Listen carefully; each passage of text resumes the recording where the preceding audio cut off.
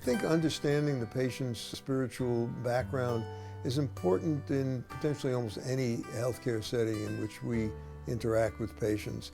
The first thing is to find out how the patient feels about religious interactions and whether it's important to them. If it is important, then we need to delve into how those beliefs and their background can help us treat them better. I remember the first time that I met with Dr. Guarneri, he asked me questions about my faith. If you believe as human beings that we're body, mind, and spirit, why wouldn't we want to care for the spiritual? Not just how I feel, but what I'm dealing with. Whatever your needs are, he's going to try to meet them today. And as I deal with them on this level, it recharges me so I'm able to continue this as I go forward. Reaching out to the patient spiritually as well as physically and emotionally, that's good medicine, absolutely. Welcome to part 3 of this educational series on integrating spirituality into patient care. This video focuses on clinical applications by physicians. I begin by briefly summarizing, number 1, what are we asking physicians to do? Number 2, definitions of the terms I'll be using. Number 3, why physicians should do a spiritual assessment. And number 4, the research that justifies taking the time to do so. After this introduction, I will dive into the heart of the presentation that focuses on the how-to of integrating spirituality into patient care. In that section, I'll be covering topics such as the spiritual assessment, the minimum physician requirement, optional activities beyond the minimum, barriers to spiritual assessment, whole person needs of physicians, the role of the spiritual care team, spiritual resources for physicians, and boundaries that should not be crossed.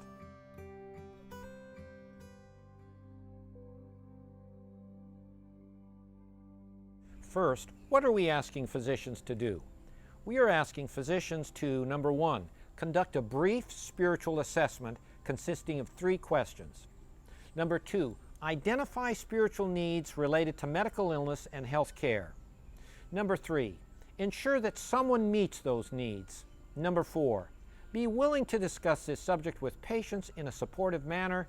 And number 5, be aware of the health benefits of doing so.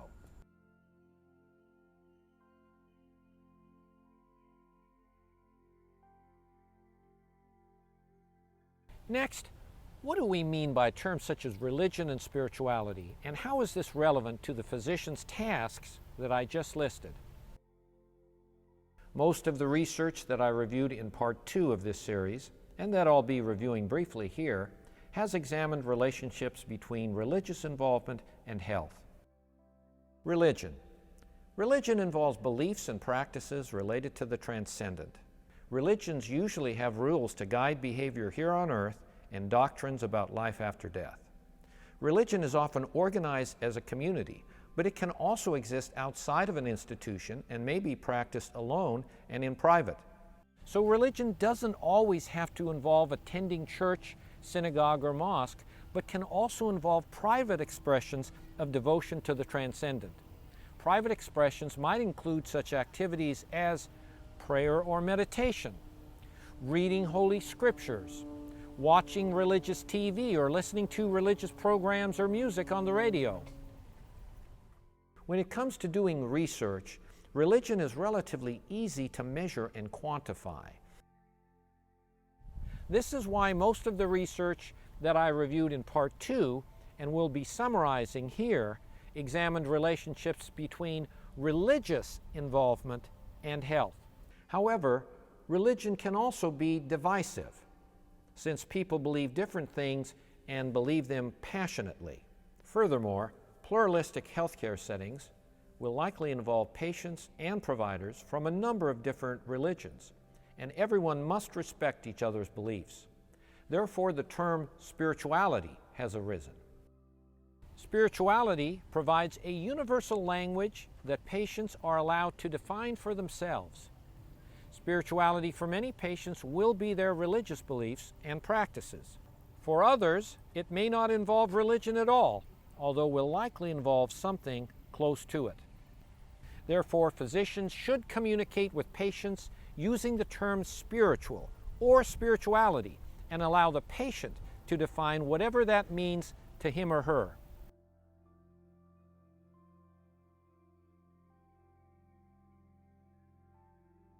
So that's it for definitions. Now, why should physicians do a spiritual assessment? First, many patients have spiritual needs that influence satisfaction with care and can have a dramatic effect on healthcare costs, especially toward the end of life. Number two, religious beliefs influence coping with illness and may affect the patient's emotional state and motivation towards recovery. Number three, religion affects important health-related behaviors and likely influences medical outcomes. Number four, religious beliefs influence medical decisions made by both patients and physicians. Number five, the standards of care require that providers respect patients' cultural and spiritual beliefs, and assessment is the only way to know what those beliefs are.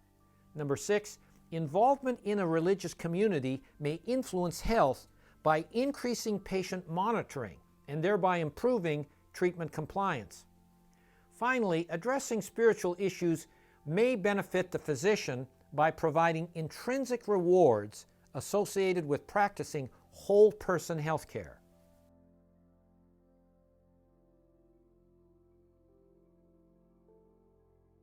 There is also scientific rationale for assessing and addressing patients' spiritual needs. I will quickly review some of that research here. However, for a more detailed examination of these studies, viewers are encouraged to watch Part 2 in this educational series.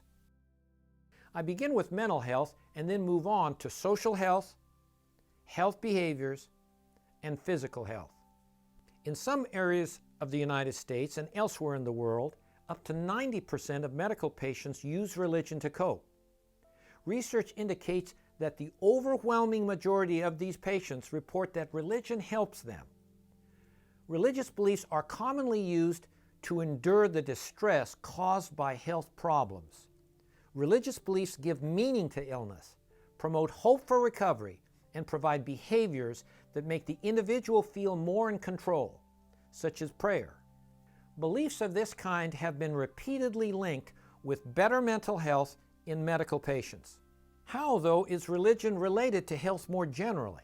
With regard to mental and social health, religious involvement is related to less depression in over 60% of 444 quantitative studies, greater well-being and happiness in nearly 80% of over 300 studies, greater meaning and purpose in over 90% of studies, greater hope and optimism in over 75% of over 70 studies. Because they convey greater meaning, purpose, and hope, religious beliefs and activities are related to less suicide, fewer suicidal attempts, and more negative attitudes towards suicide in 75% of over 140 studies. Religious involvement is also related to less alcohol and drug use or abuse in over 85% of nearly 300 studies, and greater social support, greater marital stability, and more pro-social behaviors in more than 80% of over 250 studies. What about health behaviors, such as exercise, diet, cigarette smoking, sexual activity, and weight control? These behaviors are responsible for nearly 80% of all chronic medical illness. The research shows that religious persons are more likely to exercise or be physically active in nearly 70% of more than 36 studies, eat a better diet in over 60% of nearly 24 studies, have lower cholesterol in over 50% of studies, participate in less extramarital sex in over 85% of nearly 100 studies, and less likely to smoke cigarettes in 90% of over 130 studies. Unfortunately, the more religious had lower weight in only 20% of studies and were heavier than non-religious persons in 40% of studies. Despite being heavier on average, though, religious persons have better physical health than non-religious persons in the majority of studies so far.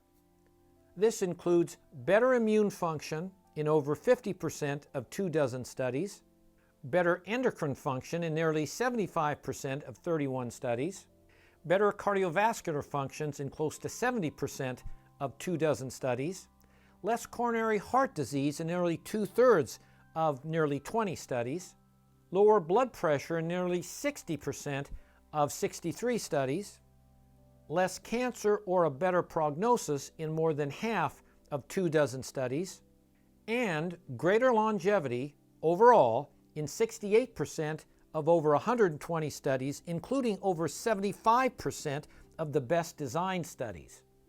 Finally, research indicates that spiritual needs are widespread among medical patients, and when these needs are not addressed by the medical team, this reduces the patient's quality of life and satisfaction with care, and can double or triple healthcare costs.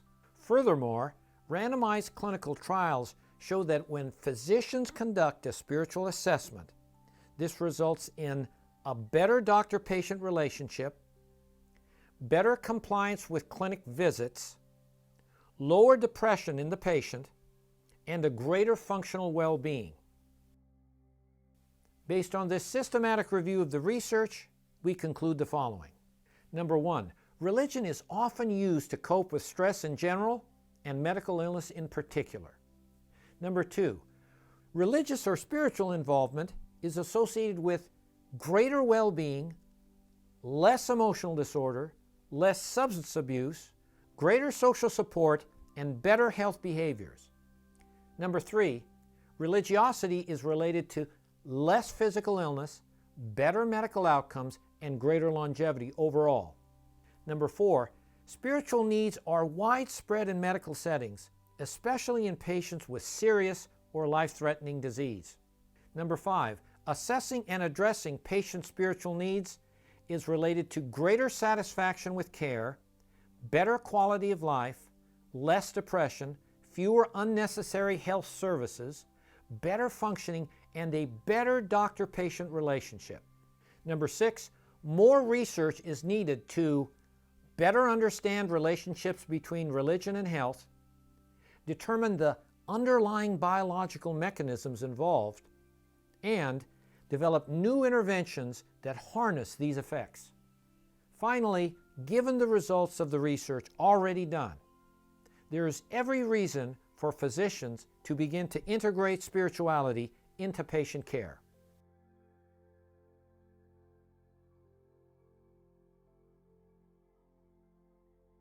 The spiritual assessment involves asking a few simple questions to identify spiritual needs related to medical illness.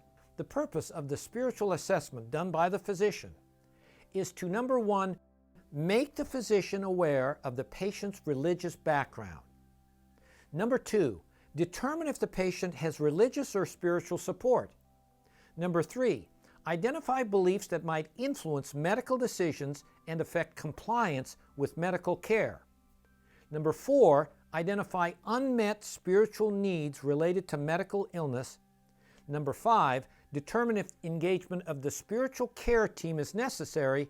And number six, create an atmosphere where the patient feels comfortable talking with their physician about spiritual needs affecting medical care. Assuming the receptionist or ward clerk has recorded the patient's religious affiliation in the chart and the physician has access to this information, the spiritual assessment consists of three questions. Number one, do you have a religious or spiritual support system to help you in times of need? Number two, do you have any religious beliefs that might influence your medical decisions? Number three, do you have any other spiritual concerns that you would like someone to address? When asking these questions, the physician should verbally and non-verbally show respect for the religious or spiritual beliefs of patients, regardless of what those beliefs are. This also involves showing respect for the absence of such beliefs.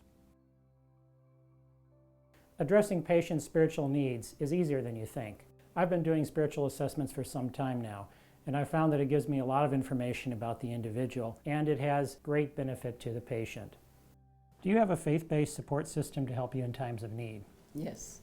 Knowing their religiosity or spirituality gets to the essence of who they are. Do you have any religious beliefs that might influence your medical decisions? No. You just have to meet them where they're at, and if they don't want you to reach out to them spiritually, then you have to respect that. Do you have any other spiritual concerns you'd like someone to address? And just asking the question and being open to dialogue is the first step.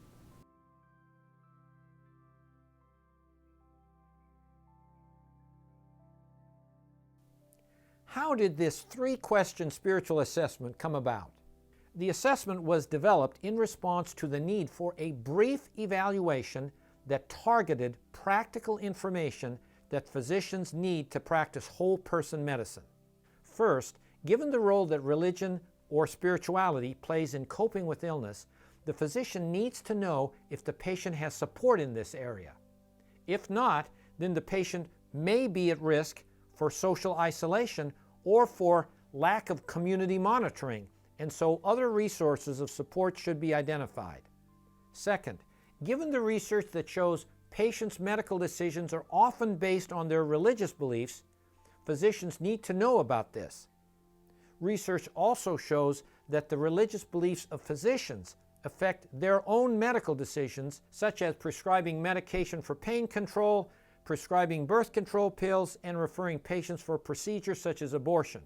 Third, given that unmet spiritual needs can adversely affect quality of life and healthcare cost, a question is needed that identifies spiritual needs related to medical illness. 5 questions were initially chosen to make up the spiritual assessment. These were published in JAMA in 2002. In order to minimize physician time and increase compliance, these questions were edited and shortened from 5 to 3 to arrive at the minimum questions necessary. I think taking the spiritual history is important in all patients in all settings. These kind of questions may not be hard science-based, but they certainly establish a bond with your patient, and it definitely helps you understand better how they cope and what their preferences might want to be.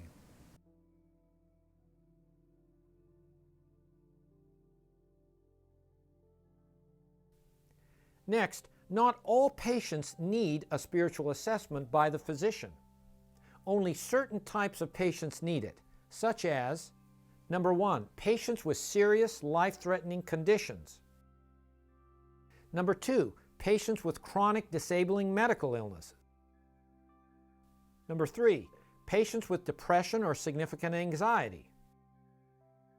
Number 4, patients being admitted to the hospital or a nursing home.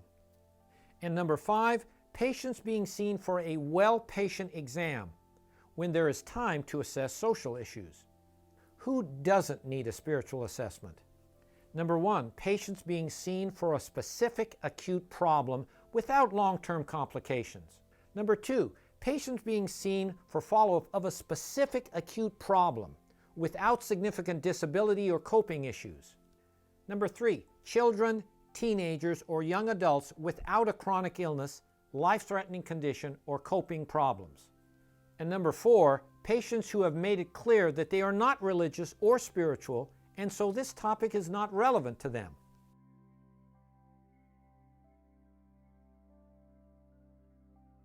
What then does the physician do with the information gathered during a spiritual assessment? The physician should first document the patient's responses in the electronic medical record, along with any comments. Those comments are particularly important.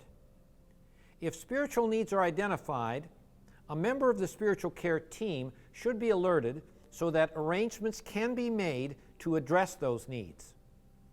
Finally, there must be some kind of follow-up later on to ensure that spiritual needs have been adequately addressed.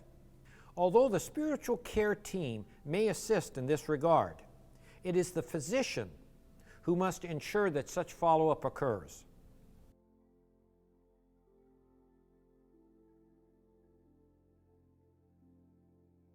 So, you may be thinking, what is the least amount that I can do as a physician and still address this area competently?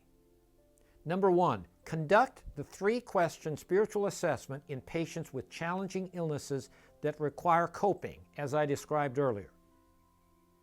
Number 2, document patients' responses in the electronic medical record. Number 3, alert the spiritual care team if spiritual needs are identified. And follow up to ensure that spiritual needs are met.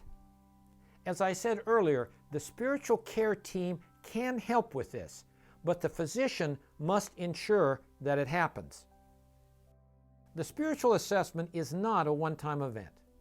Whenever there is a significant change in the patient's condition, the physician will want to check whether any new spiritual needs have arisen that the patient needs help with.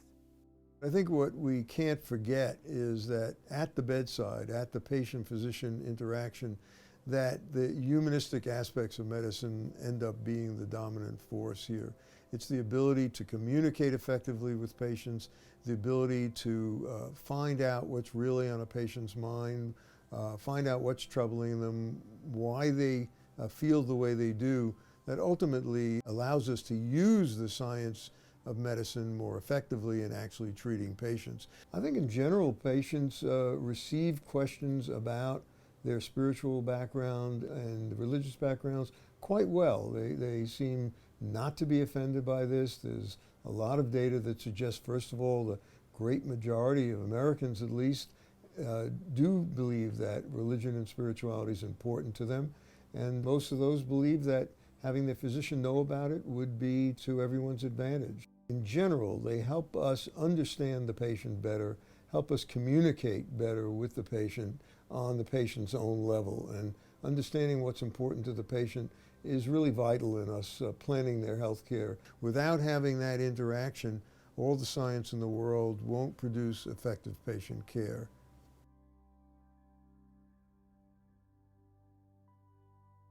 What else might physicians do? You may find that doing the spiritual assessment is actually quite rewarding and may wish to do more. Beyond the minimum requirement, what are some other activities? Here are a few. Number 1, listen. Listen to and try to understand the patient's spiritual concerns. This involves taking the time to sit with the patient and just let them talk, not advise or try to find solutions. Number 2, support. Support the patient's religious or spiritual beliefs, even if beliefs appear to conflict with the medical care plan. Such support will always pay off in the end. The payoff is a better doctor-patient relationship and better compliance. Number 3, pray for or with the patient. Praying for the patient during the physician's own time requires no consent. However, praying with the patient does require consent and should not be done unless the patient initiates the request for prayer. If the patient requests it, and if the physician feels comfortable with it, the physician should then ask what the patient wants prayer for. With that information, it is now appropriate for either the physician or the patient to say a brief 30-second prayer that is comforting and addresses whatever the patient wishes. Number 4, accommodate. In acute hospital or inpatient settings, accommodate the environment to meet the patient's spiritual needs. This may involve providing a prayer rug to a Muslim patient, or arranging for a priest to deliver Holy Communion to a Catholic patient. Number 5, finally, provide spiritual care to the patient. What exactly does that mean?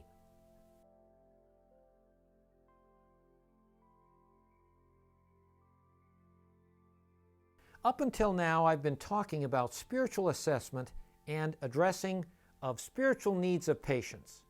However, I've not yet addressed the issue of spiritual care, so here goes. Although assessing and addressing spiritual needs is part of it, spiritual care goes far beyond that and takes no extra time. The way that ordinary health care is provided by the physician can be spiritual. By that I mean recognizing the sacred nature of the person being cared for and the holy obligation and privilege that physicians have. More specifically, this means, number 1, providing care with respect for the individual patient, a person with a unique life story.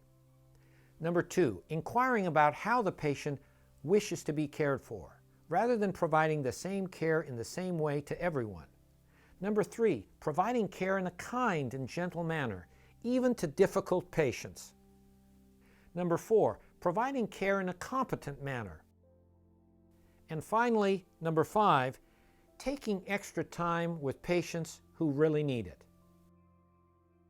Spiritual care is the heart of what whole person care is really about, and has the potential to bring vitality back into the patient and into the practice of medicine. However, it is not easy to do. Indeed, there are many barriers that prevent the delivery of spiritual care.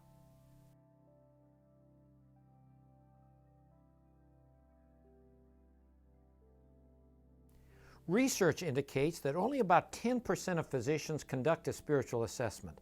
Why is this so?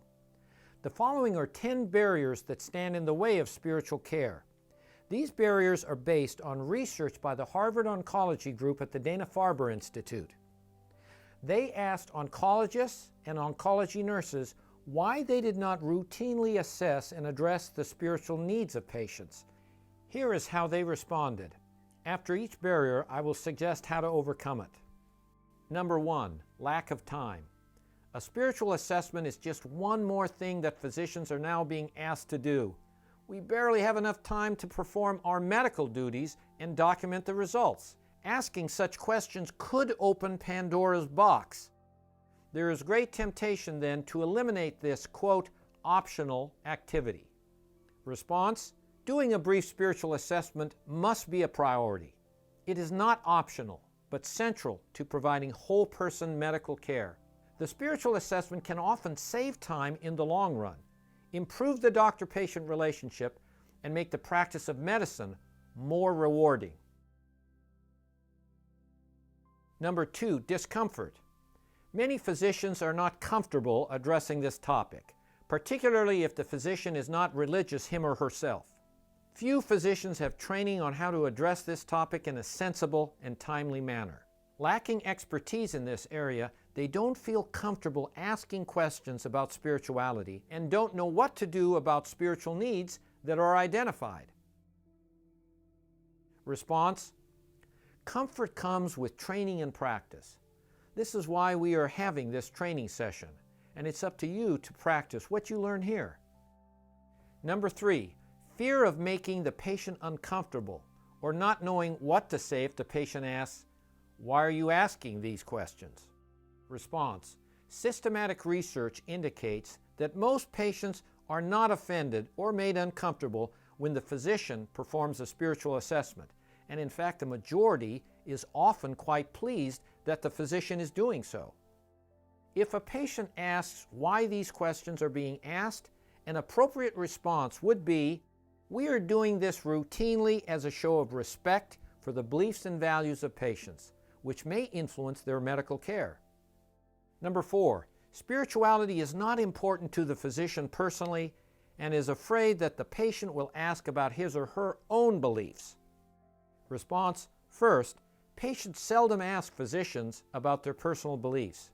If they do ask, then a brief or general response usually satisfies the patient. The reason why most patients ask is worry about how the physician will treat their beliefs. Reassuring the patient that their beliefs will always be respected and honored usually allays this concern. Number 5, this topic is too personal or there is no private space to discuss these issues. Response: physicians deal with sensitive areas related to health much more personal than asking about religious beliefs. Examples of sensitive areas include sexual behavior or personal health habits such as smoking, drinking, diet, or weight control. Fear that these areas are too personal does not prevent the physician from thoroughly assessing them. Number 6, the belief that spiritual assessment is done better by others. Response: the physician is the leader of the healthcare team and needs to know about factors that could affect the patient's health and their compliance with the medical care plan. Spirituality is one of them. Number 7, the belief that patients don't want the physician to address these issues. Response: patient surveys indicate that only a minority of patients show resistance to such inquiry and prefer to keep medicine and religion separate, not more than about 25%. Number 8, concern that the power inequality between patient and physician might lead to coercion. Response: realize that coercion in this area is a violation of civil rights and so is never appropriate. I will discuss this boundary issue further in the next section. Number 9, religious beliefs of the physician differ from those of the patient. Response: realize that in this era of patient-centered medicine, the focus should be on respecting and supporting the spiritual beliefs of the patient, whether or not the physician agrees with those beliefs. Number 10, spiritual assessment is not part of the physician's role. Response: realize that providing whole person care is part of the physician's role, and whole person care involves addressing this area.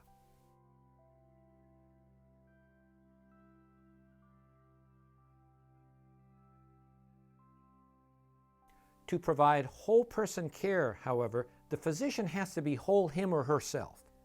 Physicians have needs too: physical, emotional, social, and spiritual. Let me review these briefly. Number 1, physical needs. These include the need for regular exercise, a healthy diet, controlling weight, regular medical checkups, and limitation of alcohol use, and time for rest and relaxation. Emotional needs. These involve the ability to comfortably handle the anxiety and stress that go along with providing health care in a high-pressure environment. In particular, physicians need to be able to cope with the death of patients and the inability to cure a patient's disease. They need to be able to empathize with patients and not be afraid of caring for them. And physicians need to see purpose and meaning in the work that they do. Number 3, social needs. These include spending time with spouse and children, time with friends and colleagues outside of work, and time spent in supportive interactions with colleagues during work. And finally, number 4, spiritual needs. I will talk about those in a minute. When the physical, emotional, social, and spiritual needs of physicians are not met, the ability to provide whole person compassionate care will suffer, and they will forget what is really important in the work that they do.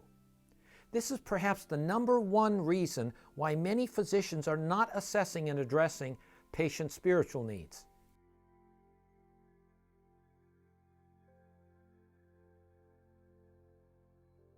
The physician is not alone in assessing and addressing spiritual needs. He or she is surrounded by a spiritual care team to help address spiritual needs that come up during the spiritual assessment.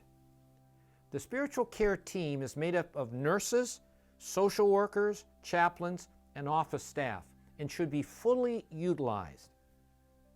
A primary purpose of the spiritual care team is to minimize physician time spent on this topic. As the leader of the spiritual care team, the physician's job is to do the spiritual assessment, which he or she cannot hand off to other team members. Physicians have very little time and may have limited emotional and spiritual reserves. Therefore, they need assistance and support in providing whole person medical care. Each member of the spiritual care team has a specific role to play. What are the roles of each member of the spiritual care team? Number 1, the physician conducts the spiritual assessment, documents the results, and ensures that the spiritual needs are met by someone. Next is the spiritual care coordinator, who obtains information from the physician's assessment, coordinates the addressing of spiritual needs, prepares the patient for pastoral care referral, and provides spiritual support to other team members.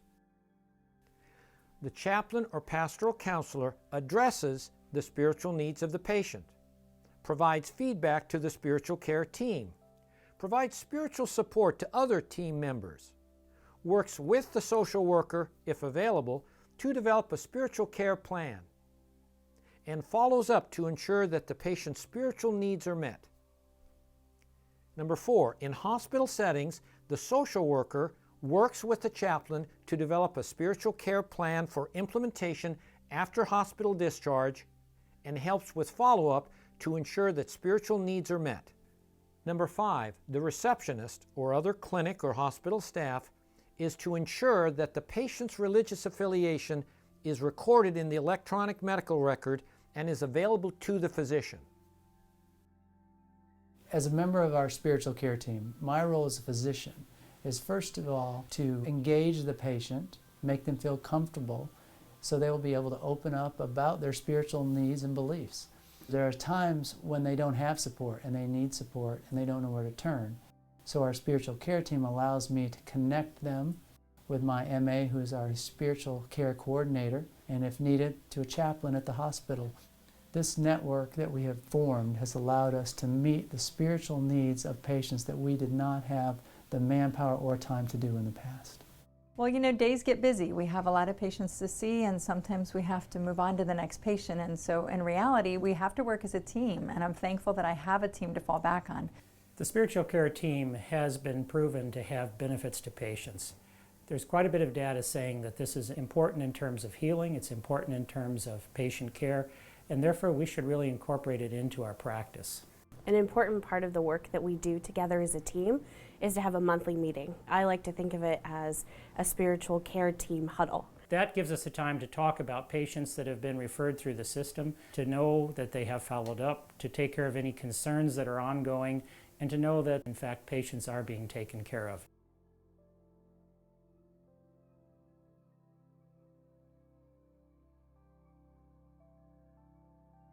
The success of the spiritual care team depends on the availability and use of spiritual resources. Physicians may choose to develop their own spiritual resources through a variety of activities. These include quiet time spent in prayer or meditation, reading scripture or other inspirational literature, or participating in a faith community. For example, meditation, prayer, or practicing the presence of God may help the physician to achieve a relaxed, open state that fosters compassion, increases energy, and enables him or her to provide whole person care to patients. Several forms of meditation exist, although the form a physician chooses will depend on their faith tradition. For Buddhist physicians, mindfulness meditation may be chosen. For Hindu physicians, there is transcendental meditation, which is often combined with yoga. There are also many forms of meditation for Christian, Jewish, and Muslim physicians. For the Christian physician, there's a book by James Finley, a former Trappist monk and student of Thomas Merton, called Christian Meditation, Experiencing the Presence of God. There are also a variety of inspirational books that can be used to develop the Christian physician's spiritual life. These include The Imitation of Christ by Thomas à Kempis, My Utmost for His Highest by World War I chaplain Oswald Chambers, and Closer Than a Brother by Brother Lawrence, a 16th century monk. Several forms of meditation for Jewish physicians are also available. These are described in two books by Ariah Kaplan titled Jewish Meditation, A Practical Guide, and Meditation and Kabbalah. Ray Shagaloff also has written a book called The Secret Art of Talking to God. These books and their publishers are displayed here. There are also many forms of Muslim meditation. A ritualistic prayer called Salat can be considered a meditation. Any short phrases or prayers recited silently or aloud while counting on a string of beads or knotted cord can be considered meditation because the focus is on God. For example, meditation could involve reciting and thinking about the meaning of the saying Subhanallah or Glorious is God. Islamic meditations are also described in the book Sufi Meditations by Ibn Ata'Allah and in Sufi Meditation and Contemplation by Scott Kugel. These books and their publishers are displayed here.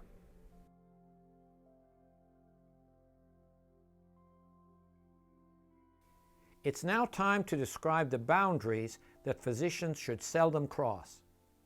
Problems occur when the physician does more than is sensible or ethically justifiable in this area. Here are 5 don'ts, most of which are pretty obvious. Number 1, don't prescribe religion to non-religious patients. The physician may think if religion is good for health, maybe non-believers should be encouraged to become religious. Not a good idea. Number 2, don't force a spiritual assessment if the patient is not religious. In that case, quickly switch to ask about what gives life meaning and purpose in the context of illness and how this can be supported. Number 3, don't pray with the patient before doing a spiritual assessment and unless the patient asks, or be ready for a lawsuit. While more than 2/3 to 3/4 of patients would like to pray with their physician and deeply appreciate the offer, others do not. Number 4, don't spiritually counsel patients. Instead, always refer to trained professional chaplains or pastoral counselors. The only exceptions might be if the physician has pastoral care training or if addressing spiritual issues is urgent and the patient refuses pastoral care or pastoral care is not available. Number 5, don't do any activity that is not patient-centered and patient-directed. Remember, it's about the patient, not the physician. Firsthand, I've been able to experience the benefits that introducing this type of care into the practice gives to my patients and to myself. That opportunity brings meaning to the job. It gives a sense of fulfillment for many of the things that we went into medicine for. We know that you have the knowledge. We just need to know that in your heart that you really want to help us. He asked those questions and I just was able to open up. I will not forget that day. It's that aspect of care that you can't touch, but you know that's there.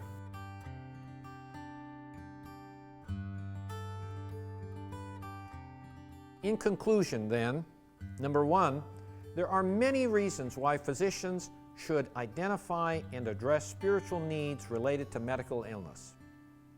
Number 2, research, common sense, and good clinical practice justify taking the time to do so. Number 3, the physician is responsible for doing the spiritual assessment.